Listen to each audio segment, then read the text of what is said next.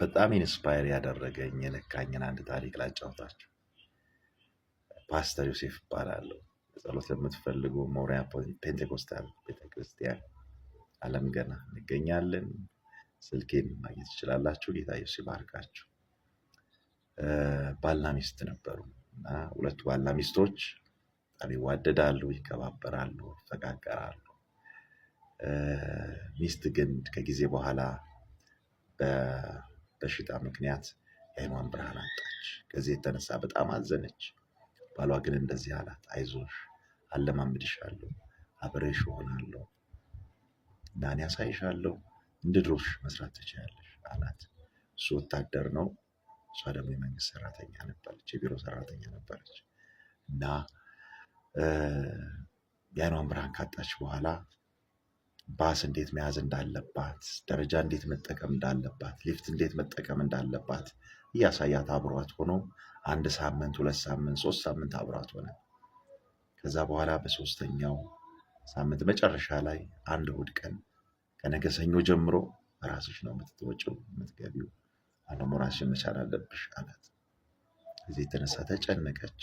ነገር ግን በቃ ሰኞ ዕለት ተነስታ ሄደች። ሰኞ፣ ማክሰኞ፣ እሮብ፣ ሐሙስ፣ አርብ ቀን ጠዋት ላይ ወደ ባሱ ስትገባ አንድ ሹፌር እንደዚህ አላት። የባሱ ሹፌር በጣም እድለኛ ሴት ነሽ አንቺ ሴት አላት። እሷ ደግሞ እንዴት እድለኛ ትለኛለህ? አይነ ስውር ሆኜ እያየኸኝ አለችው።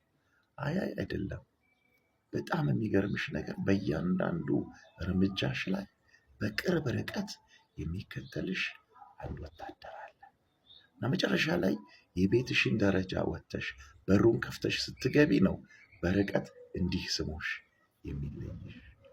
አንቺ አታዩም እንጂ ሁልጊዜ እኮ አብሮሻል።